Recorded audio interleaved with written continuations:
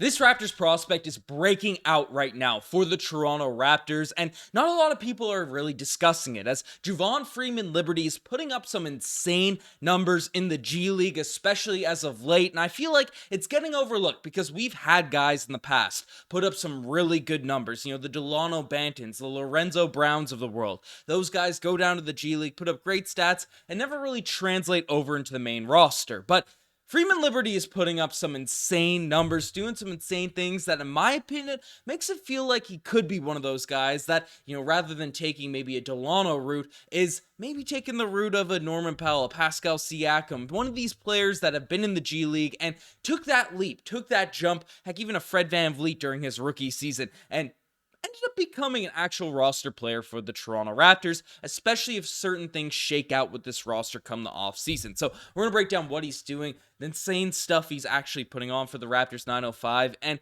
what would really take to happen in order for him to have an impact on the main roster, on the main Toronto Raptors team. So lots of stuff to dive into in this video. If you're not familiar, Javon Freeman-Liberty is a guy that, he's a 6'3" sort of wing, guard for the Raptors 905, for the Toronto Raptors right now. He's currently on a two-way contract, and born in 99, a month ahead of me. He's only 24 years old. So he's not the youngest sort of rookie or, prospect player by any means, but he is a guy that really, in Chicago Bulls fans, love this dude, as a potential prospect last year, and he's a pretty hyped up acquisition as a two-way player during this summer. A guy that showed a lot of potential in the summer league and preseason, but as the course of the season has gone along, he has gotten basically no opportunities. I think he's playing 2 actual regular season games this year, very limited runs. So given the fact he hasn't actually stepped foot really on the Toronto Raptors main roster, in the NBA action, some people are kind of just overlooking him, ignoring him, kind of saying, oh, it's just one of those, another case of a Delano Banta prospect showing lots of promise, showing lots of potential in the G League, but it's probably not going to ever transform over. That's what a lot of people are sort of looking at this situation like right now. But if you look at the stats in terms of what Freeman-Liberty is doing on a consistent basis for this 905 team, it's pretty ridiculous. As this season for the Raptors 905, he's averaging 24 points per game. His three-point percentage isn't crazy. It's stepped down a little bit, but he's taking 7 threes a game and still 33% behind the three-point line, which is really solid. And he's the main usage player on this 905 team. Even when Grady Dick's down there, even with Jonte Porter down there, Justice Winslow, whoever heck is on this team, Freeman-Liberty is the guy that's the go-to scorer for this roster. And, he's putting up some, he's efficient from the free throw line. He's a good shooter, even though the 33% could be a little bit higher, at the NBA level, but he's a high usage guy. So he's taking a lot of crazy shots all over the court. But 7 rebounds, 4 assists for him with the ball in his hands, 1.4 steals. He's been regarded as a player that's a pretty solid defender, for during the course of his career. Nothing too crazy on another level, but I've heard positive things about him on the defensive end, and just a guy that's the center, the focal point of this Raptors offense. And again, you look at G League stats and you might say, hey, what are we really doing here? Are they something you should read into? Are they something you shouldn't read into? Well, you take it all with a grain of salt. You do these things, but when you compare it to other G League players, other guys, that have been in the NBA, current lottery picks in last season's NBA draft, all these types of things, and Freeman-Liberty is a player that I think should be getting a little bit more love, because you compare him to basically what else is going on, and he is currently leading the NBA G League in points per game, ahead of Kobe Buffkin, Matt McClung, Brandon Goodwin, who just got signed to, I believe, the Memphis Grizzlies. He's been putting up some dumb stats for the New York Knicks G League affiliate, the Westchester Knicks. Javon Freeman-Liberty is leading the league in scoring, and that's NBA guys he's going up against too. It's not just the full-out G Leaguers that's included in this list. Javon Freeman-Liberty is leading the NBA's G League in scoring. He's a guy that can shoot, he can finish in the lane, he slashes really well, and the Raptors are looking for more offense. They're looking for more creators. They're looking for more guys you can insert into the lineup around a Scotty Barnes, around an RJ Barrett, and say, hey, you're going to be able to space the floor. You're going to be able to create stuff. It's not all going to have to be, the traditional sort of route the Raptors have gone in the past, where more athletic defensive players that might have some lacking skills, struggle with all of the pass, dribble, and shooting at an elite level, on the offensive end. The Raptors seem to be reshaping their roster, remolding their roster to be built around a Scotty Barnes and Freeman-Liberty as a scorer, as a combo guard to pair alongside Scotty. Heck, even if RJ, you run him at the 3,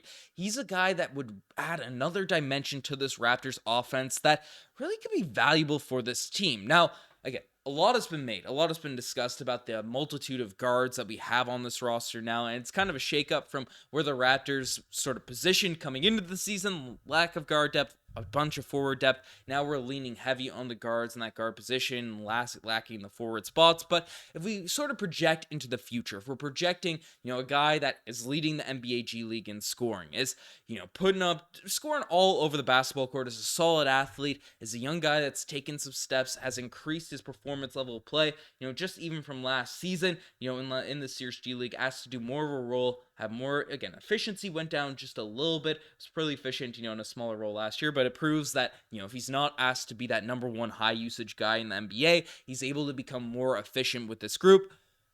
If we look at all that, how could that guy be inserted as a player for the future for the Toronto Raptors? Because, again, with the multitude of guards, with the history of players for the Raptors 905 not getting opportunities in the actual NBA, what could we expect for the future of Javon Freeman-Liberty? Well, let's take a look, because the Toronto Raptors roster is in flux right now. It's a little bit of a weird thing, right? RJ Barrett's going to be here to stay.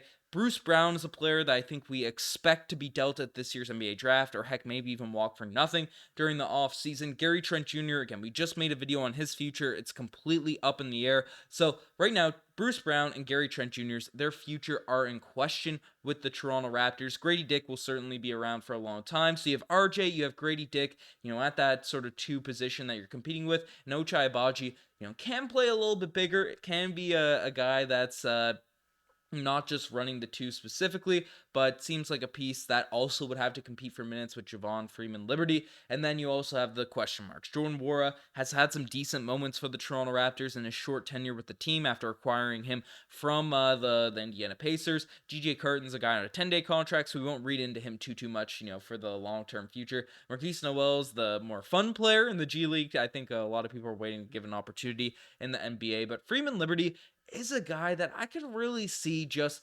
slotting in as a younger player that fits that sort of young core group timeline and being a 6-man with Grady Dick off the bench in terms of being 2 combo guards that can come in, get you buckets, can facilitate, can do stuff on the offensive end, which could fit really well around a Scotty Barnes, could fit really well around one of these dudes. Now, again, it's going to be tougher for him to get minutes this year, especially where Grady Dick, I guess as well, but Gary Trent Jr.